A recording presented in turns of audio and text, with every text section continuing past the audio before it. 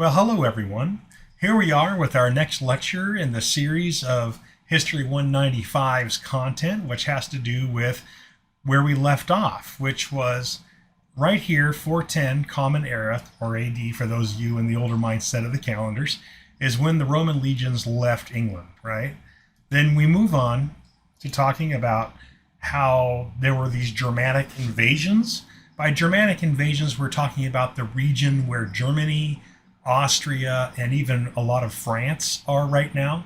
That whole area, also known to the Romans as ancient Gaul, or to them known as Gaul. It wasn't ancient to them.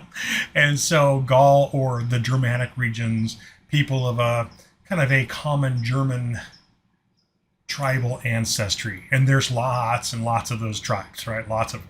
And so there were these Germanic invasions in the 5th and 6th centuries, so between 400 and 500. And the main influx was from a large tribal group that had spread throughout a lot of Europe, which was called the Angles, and a second tribal group, which was very similar, called the Saxons. And these two were fairly powerful, centralized, meaning they had systems of organization that allowed them to mobilize themselves for both agriculture and survival as well as warfare. And so the Angles and the Saxons had even adopted a number of different patterns of warfare and government from the Romans themselves over the course of time. They were kind of these border tribes that picked up what they could use and discarded what they didn't want. And so the Angles and Saxons are spreading throughout lots of Western Europe. And one of the places that both tribes eventually go, along with a few others, is into England. And we know them from a lot of different sorts of clothing styles and government styles. They did leave some bits and pieces behind, not because Angles or Saxons in general could write, but because they had begun to convert to Christianity. And because Christian monks had been infiltrating into the Angles and the Saxon tribes, what happens is that those monks, as they convert the Angles and the Saxons to Christianity, those monks are actually the ones writing stuff down. So what we know about the Angles and the Saxons, and anybody else in the region of England or Western Europe in general, tends to come from the church and church records. And so we've got a self-portrait over here on the left. This is from the Bayeux Tapestry, which will take prominence in next week's lecture. Over here, we've got one of the kings of the Anglo-Saxons when the tribes sort of combined and became the Anglo-Saxons, right? Those two different tribes becoming one. And you see the kind of the long beard here. And this is a drawing from a monk. You know, this is the way they looked at the Anglo-Saxons. We have some beautiful Anglo-Saxon Christian publications like the Book of Kells and copies of Holy Scriptures and also histories. And these are pretty good things. Now, the leaders of the Angles and the Saxons, their kings, tended to be the ones who realized that if they converted to Christianity, they could have not only ties to the church, which had some power that they recognized, but also the Angles and the Saxons, the kings that were most savvy, realized that they could be given monks who would be in charge of helping to convert people in the tribe, which was, one issue. But the other issue is that those monks could keep records. And everybody knew eventually that the power of record keeping, is something that's kind of important to humans, able to know what you are, what geography you're in. The maps are important. The keeping of records, as in how much grain you have, your population, who owes taxes, all those things are very important to a king. And because the Angles and the Saxons, their leaders didn't really read and write, it's not like they went to schools for academics. They used the church monks to do that. That was the main role of the monks. And so the monks could be sent letters to each other. That's the way you communicated with other kings, is you told your scribes, your Christian monks that were in your tribe, to send letters to the monks of other tribes, to other kings. And that's how they communicated with each other. And that's just this kind of interesting evolution that comes forth.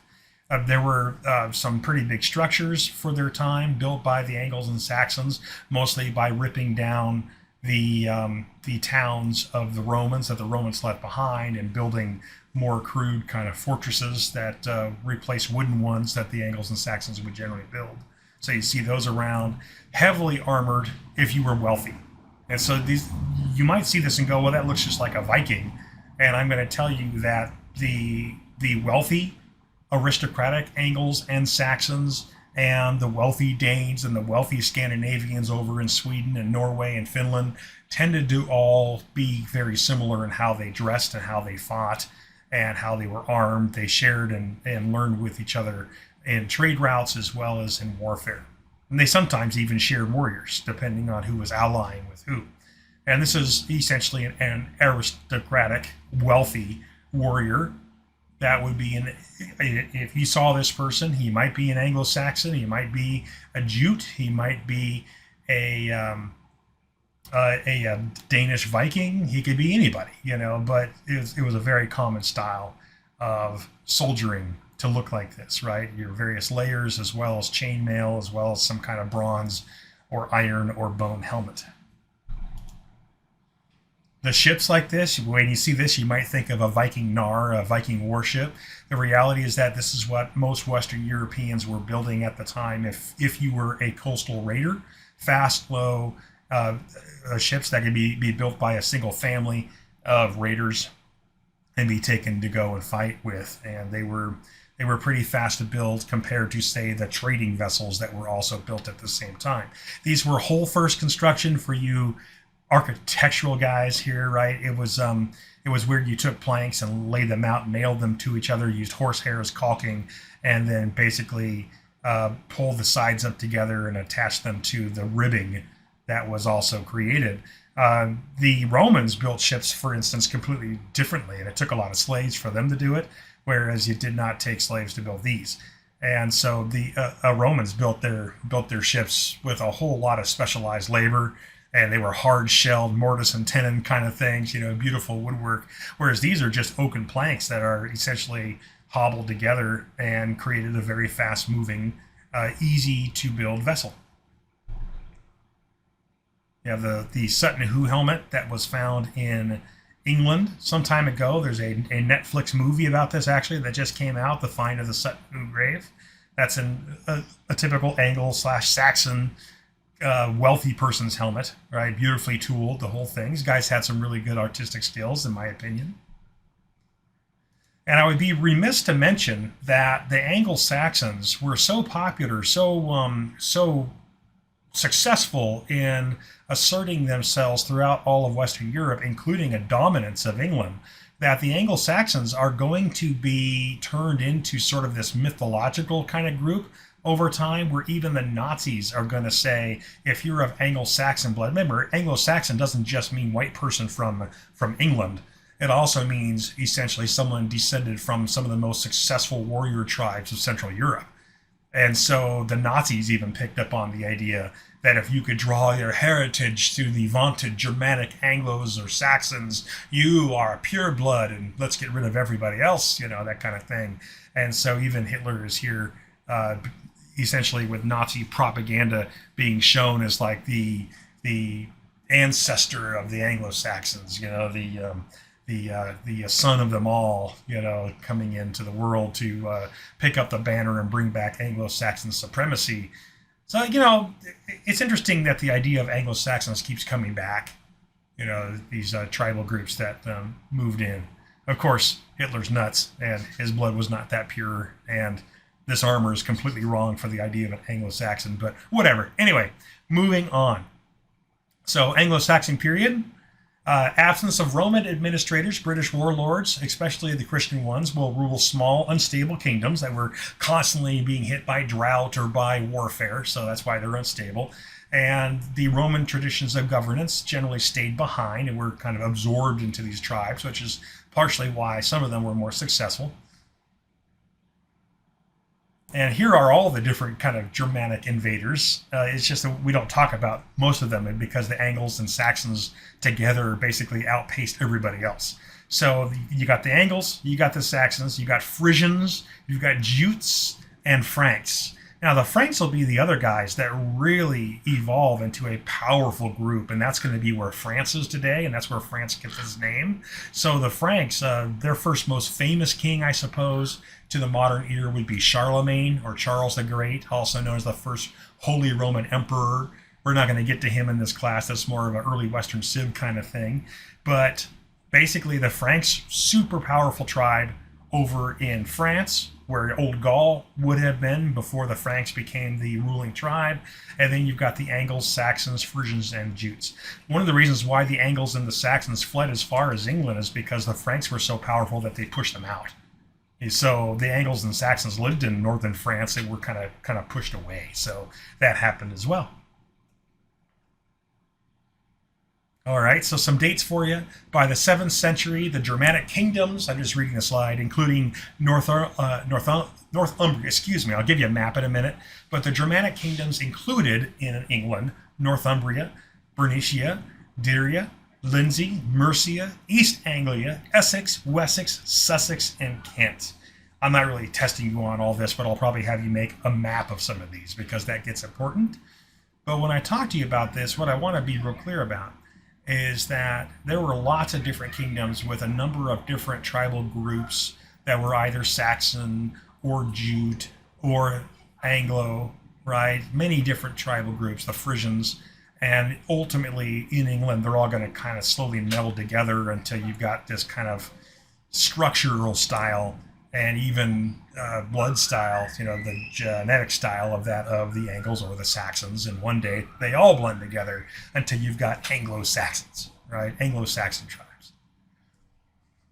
So how do we know these guys? Strong kinship, feuds, these kind of blood feuds that they do where the tribes would all fight each other over real or imagined slights, customary laws, meaning things that they're used to through their customs, and a system of money, which involved paying people for issues like somebody breaks a law, you could either be punished with slavery or with death or by paying money.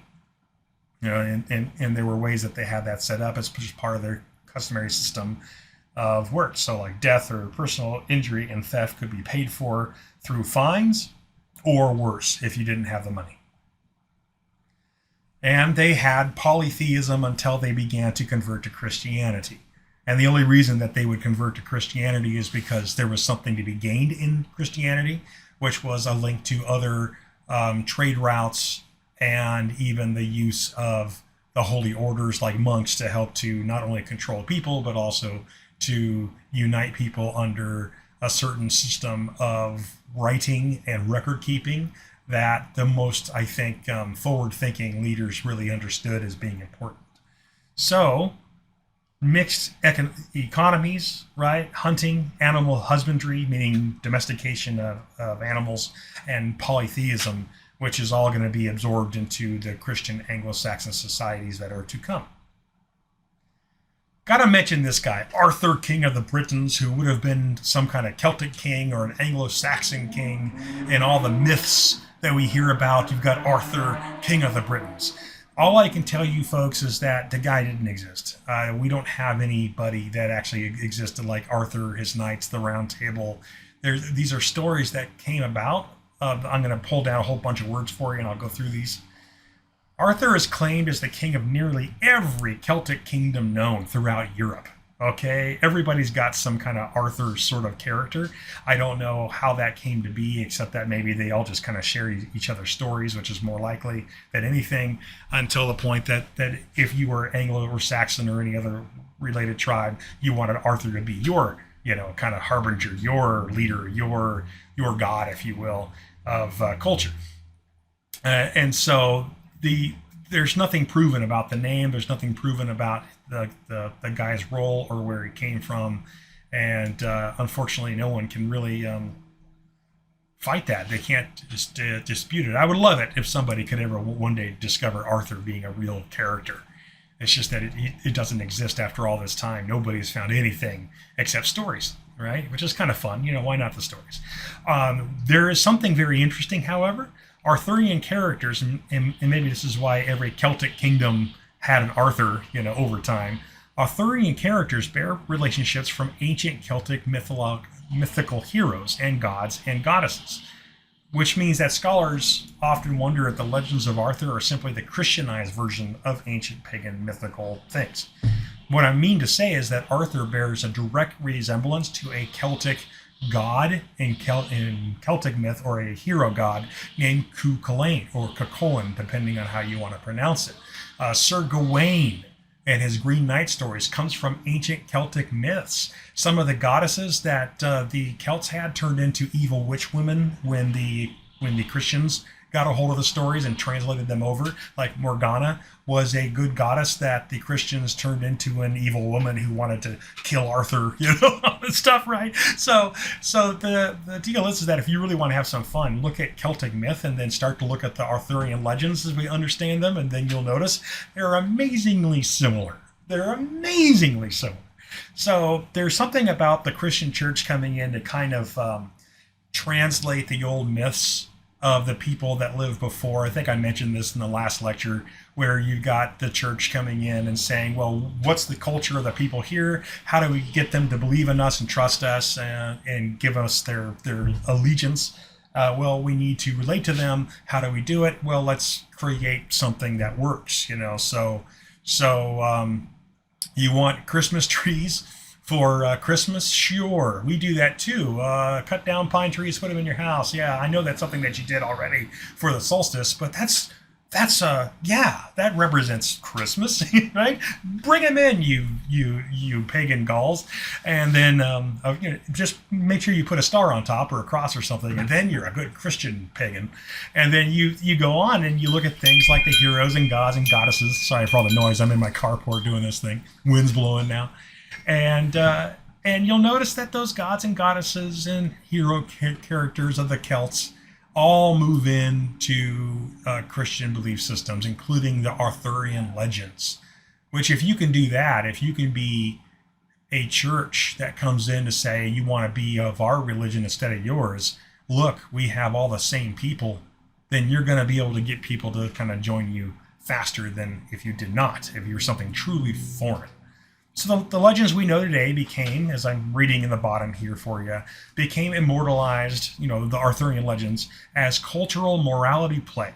Okay, so meaning the legends went from being kind of heroic stories and gods and goddesses and all that for the Celts and Germanic tribal groups, to becoming kind of Christian parables. Lots of Christian parable stories. That's what they evolved into.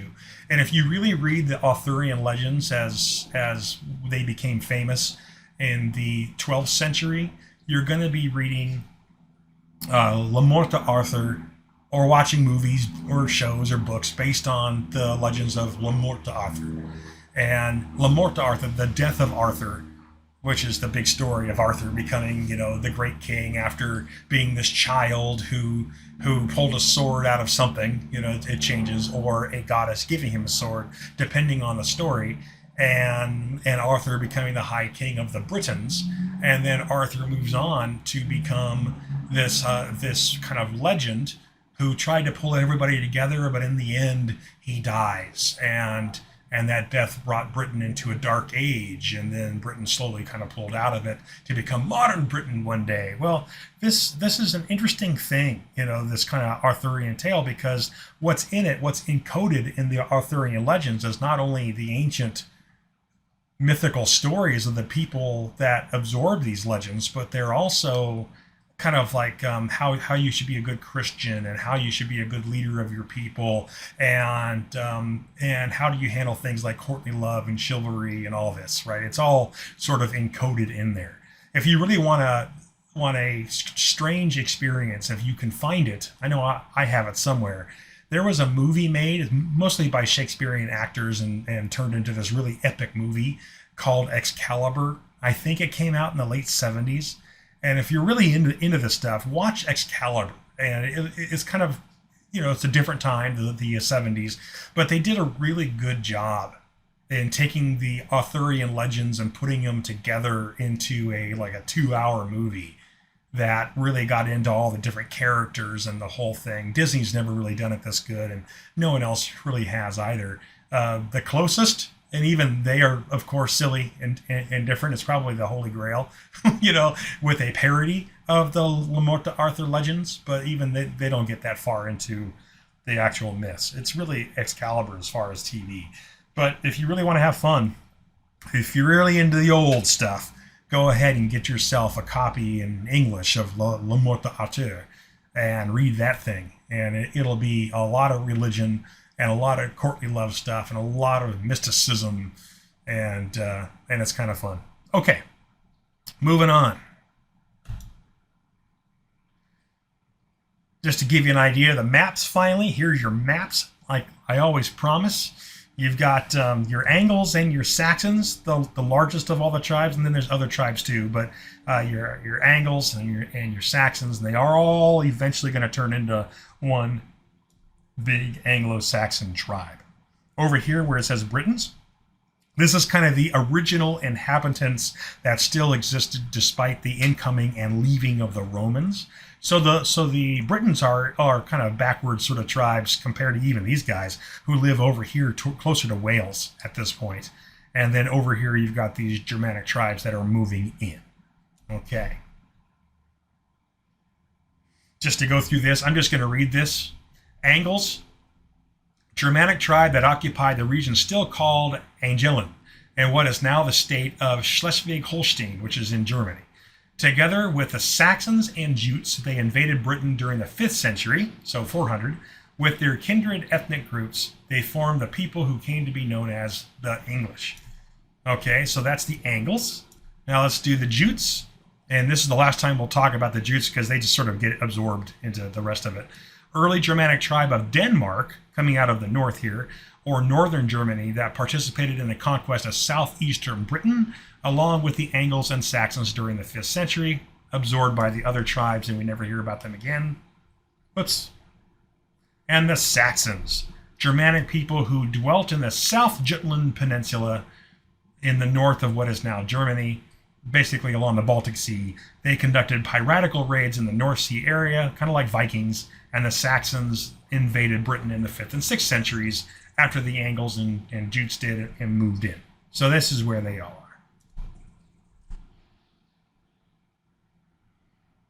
So what does this look like? Here's, I read these states earlier, these different territories. This is a tribe called the Scotti. We're not talking about them yet, but we will a bit in the future. Northumbria, right? Mercia. Here's your Wales, or your original Britons, who have all been kind of shoved over here along the western coast. And then you've got your Anglos and Saxons all sort of in an uneasy peace right over here. Okay, and then Wessex. These are all different Anglo-Saxon-esque tribes that have carved out these kingdoms for themselves in the island we know as Britain. Over here is where the Franks will be, and that turns into France one day. Okay? So if you want to go somewhere where the true original descendants of the Britons are, it's probably over here to Wales, right over here. And they still, you know, if you talk to the Welsh, they still kind of see themselves as being separate from everybody else, you know, for a good reason, I suppose. So by the 7th century, by 600, people regarded themselves as English, but were divided into these kingdoms: Essex, Sussex, Wessex, Northumbria, Mercia, and Kent. Okay? That's what that looks like. A little bit more detail moving in by 900. So we were talking here by the 7th century, by 600. Well, guys, by the 10th century, or 900, a great deal of England had been invaded by various Danish tribes who would grab land and stay.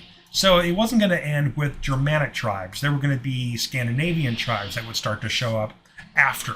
Okay, so this is your Viking era. So you've got the Saxon and Anglo tribes, and then the Vikings show up to do the same thing that these Germanic tribes did back in between the 4th and the 7th centuries.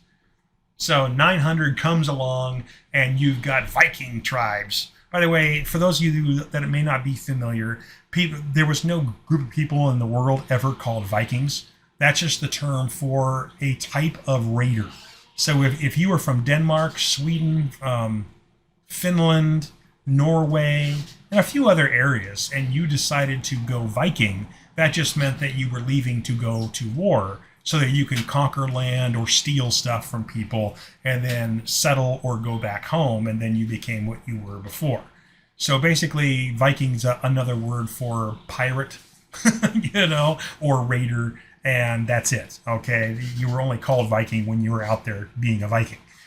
So the Viking tribes would often find that they could leave their sort of cold, snowy, overcrowded territories in parts of Denmark, Sweden, Finland, and Norway, like I was saying, that there were only so many areas within those regions at the time that can be settled because of ice and snow. It was colder then. And they had to find, if you were going to survive, you had to find somewhere to live. And so families of people would actually build ships and leave places like Denmark and Sweden, for instance, and they're looking for places to go. And some of them made it all the way into the Ottoman Empire, or what will become known as the Ottoman Empire. Some of them will make it into the Middle East. Some of them will make it over into England and France and settle there. And so you've got here the Danelaw. This is where a bunch of different Danes settled, different tribal groups, and they took over. So this is called the Danelaw because it's the Danish territory. And you've got Danish Mercia and English Mercia. You'll notice that this map is very different, except for some of the names that are still around in this map. This is when it was just the Angles, the Saxons, a few other tribal groups, and the Britons right here, right? Northumbria, Mercia, Wessex, and what's going to become Wales. And then you look here and look at this, right? Look how much has changed when the Vikings start to show up from all the different Scandinavian countries where Vikings come from. And they have taken over so much territory. So this is all the territory, including the Kingdom of Guthrum, which was a really powerful Viking leader or Danish leader who led his Vikings around to try to conquer as much of England as possible for themselves. And so this is a new era of time, right around 900 to 1000 CE, where you've got the Norse and Danes coming in here and taking over all of this stuff, okay? And then the rest of this is the Anglo-Saxons, and over here is where your Britons are. So this is a big change in the map. And then, of course, this is still some Anglo-Saxon that has a very uneasy peace with the Danes that have come in and taken central England. English kings who could not fight would simply give away their land. The kings would usually band together in England, the different Anglo-Saxon kings, and they would help each other defend certain territories like major cities or trading zones, and then they would give some land away to warriors. The problem with this, obviously, is that that's a short-term solution, because if a family of Danes are able to take over some territory and they get the territory by a combination of fighting and treaties with English nobles, then what happens is that they send to their families over in Scandinavia somewhere and say, hey, bring some more warriors out here. We'll take some more land. These kings are pretty weak, and we just have to show them our swords, and they will give us land and even pay us tribute. And that's what is going to happen. I want to mention that if you're into this kind of era of time, there's lots of books on it, but I think the most engaging way to go through this history is to read a series of historical fiction written by Bernard Cornwell. And Bernard Cornwell has a whole bunch of really neat historical fiction books where the events are historically accurate and the territory, the names, all that stuff. It's just that it's more of a novelistic way to go through the stories of the Anglo-Saxons versus the Danes. And you might find that kind of fun to read if you're into it. So I just wanted to mention that. All right. Process of unification. What's going to happen now? By the 7th century, the people regarded themselves as belonging to the English nation, although they were divided. This is something we've already talked about. And there's this person that develops here as we get closer to the period of time where the Danes and other Scandinavian tribes are invading the Anglo-Saxon kingdoms. You're going to end up with this guy named King Alfred. One of the most powerful kings of the Anglo-Saxon period, also converted to Christianity and has the church on his side, which helps him with money. All right, the church is funneling money to him to help him and his armies convert other Angles and Saxons to Christianity. So the biggest threat really to Christian Anglo-Saxon tribes are going to now be those Danes that are moving in and taking over so much territory. So what ends up happening is Alfred is going to enlist a number of different warriors to work with him along with the church, and they're going to fight against the Danes who are coming in. This is kind of a neat, it just shows you all the different Viking attacks coming from all over the place over the course of the time of just before Alfred's time to towards the end of Alfred's time. And you can see that it's all over the place, right? These Danes are coming from everywhere that they can come from. And sometimes they're just raiding, and sometimes they're just taking land and settling. And they hold on to it or not, depending on what the English are able to do. So this is a dark time for England, because England is barely just becoming something, and now it's being overtaken by yet another group of people. And the guy that's going to ultimately fight against it will be this Alfred guy, who manages to get the alliance of a number of other Anglo-Saxon tribes people to kind of fight against the Danes. It's just to give you an idea of this. The Great Heathen Army is a massive Danish army that comes together both from outside and inside of England to try to conquer all of England. There was this final push where the different tribal groups of the Baltic Ocean, which involves the Swedes and involves the Norway tribes and also the Danes, will come together, and they will try to take over all of England for themselves, to conquer it. And the deal is that the Great Heathen Army just means that. That's what Alfred called them, the Great Heathen Army, because Alfred was a Christian. So the Great Heathen Army is going to be coming in out of this region here, York, which was the kind of the center of power at this time for the Danes. And they're going to have this huge multi-prong attack that over the course of about 5 years will drive the English all the way down into here. And when I talk to you about this part where Alfred's army of Saxons gets down to here, it's going to be him, his family, and a bunch of swamps, all right? And they're just going to be hiding out in the swamps because he loses everything. All of this is going to become Danish for a while, or under Danish control, because Alfred was unable to defeat the Danes entirely. There was just too many of them. That Great Heathen Army was too powerful. Even though it had great leaders like Guthrum, that Danish army will not be able to hold on forever, though, if there's going to be a pushback. There's going to be internal conflict as well as an English return. How does that look? Let's get to that. Give you some ideas of who these guys were and how they worked. Alfred was very defensive, okay, because he's fighting a defensive war against attacks of Danes.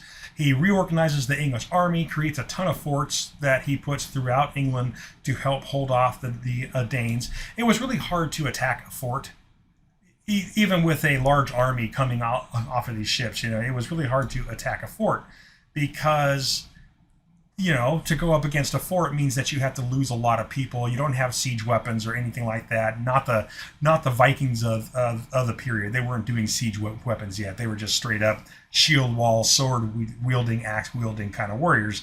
They don't even have a lot of cavalry. So the deal is that going up against fortresses was tough.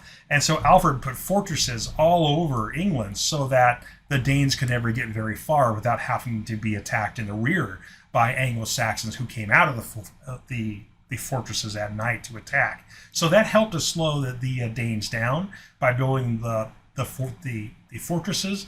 And Alfred is going to basically build a navy, and that navy is going to help as well. All that said, none of it is going to stop the Danes forever. And the Vikings, using fast mobile armies, always more people coming in from Scandinavia, okay, and they're going to eventually push Alfred all the way down into the south. And Alfred is going to be here. There's plenty of English warriors left all over the place. It's just that they're kind of spread out, and they haven't all joined in yet. And then Alfred, the last real king of the Anglo-Saxons, is going to be hiding in a swamp down here towards Exeter. It's amazing. I'm going to show you a video right now from the Last Kingdom series based on the Bernard Cornwell bit. I just want you to focus on how these guys fought, just because it's kind of interesting. Everybody fought the same way who had armies at the time. You had a shield wall, and you had to keep the shield wall together, and the game was to try to break through the enemy's shield wall. And sometimes that was done by waiting until the enemy got tired, and sometimes that was done by just a massive fighting that tried to beat through the shield walls of the enemy until the enemy was defeated. Okay, and so here's that video.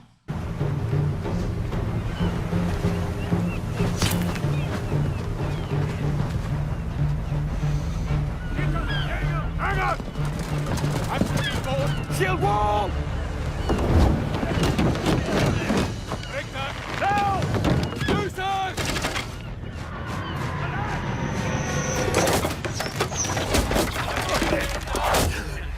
Your time!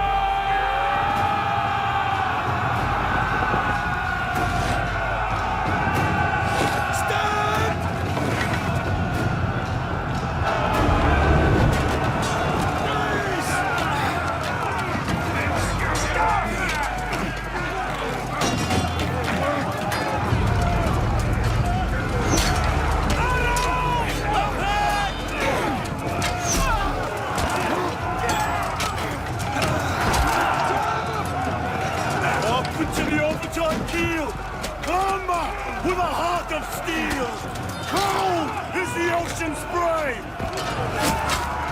Your death is on its way. It means you have had your way. Each must die someday. Go get found.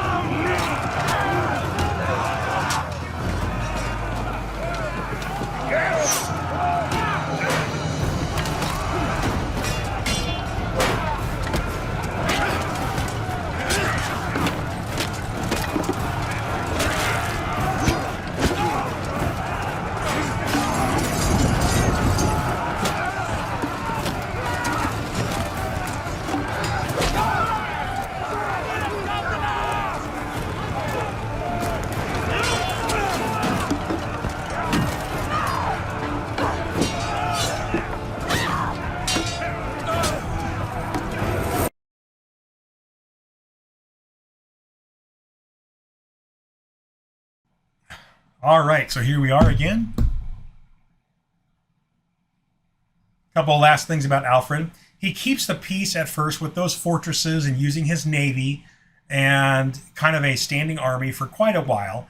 And he pays tribute to the Danes. He gives them money to keep them away. He pays them to stay away, which is a position of weakness, but Alfred didn't have enough soldiers to fight all the Danes. So Guthrum is going to take over the Danish Vikings finally in England in 876. And that's when that whole fight starts, where the Great Heathen Army, again, as Alfred called them, will push the English down all the way into the south. Alfred's army will fight into a stalemate. Everything falls apart in 1877 for the English under Alfred.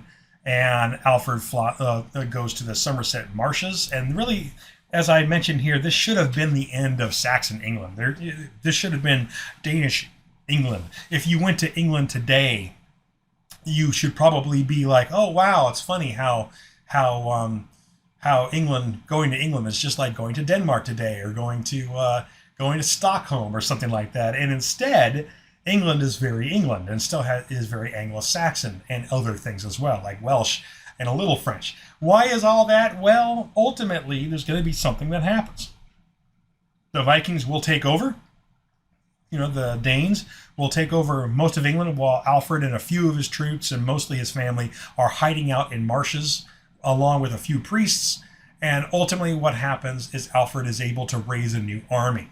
And English troops, the Anglo-Saxon warriors who had not joined before, all realized that they were about to lose everything. They were about to lose all their land. They were about to lose possibly their lives. And they were definitely about to lose their freedom, because the Danes loved to enslave people who were not Danes.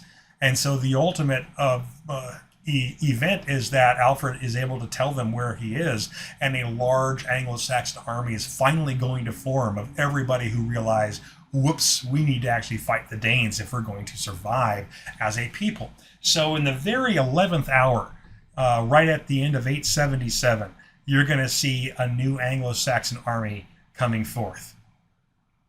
At the Battle of Edington the next year, 878, Alfred is able to defeat the Vikings, and he forces King Guthrum to accept baptism, and Guthrum becomes a a Christian.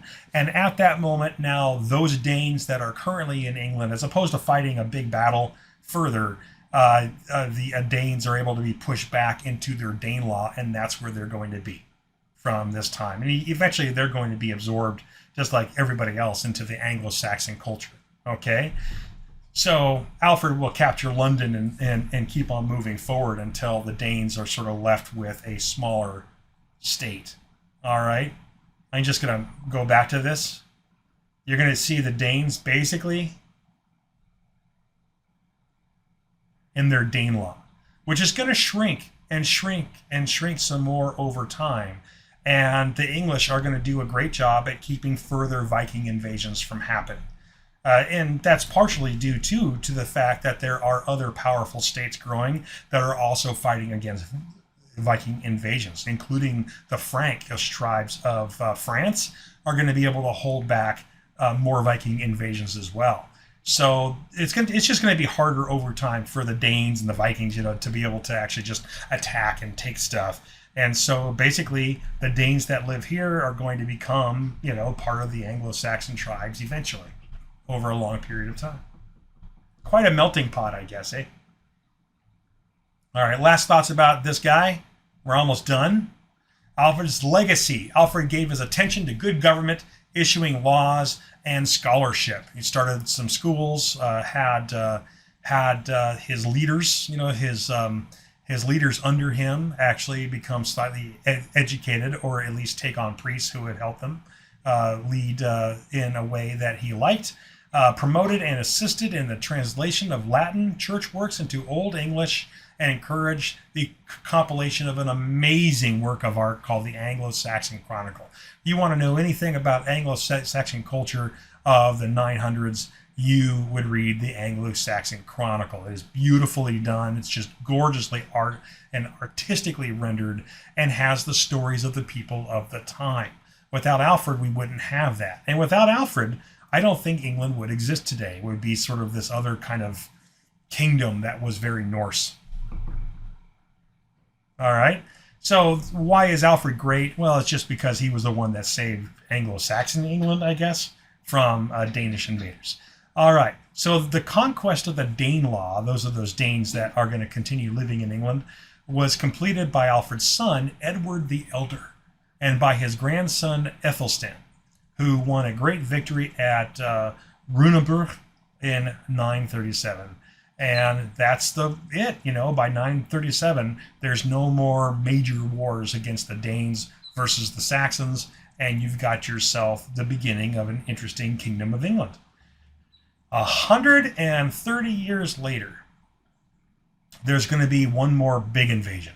Okay, 137 years or 30 years later, there's going to be an invasion, and that is going to be another kind of descendant of the Norse Viking period, and that's going to be a guy named William the Conqueror of a little part of France. He had this little kingdom in France called Normandy.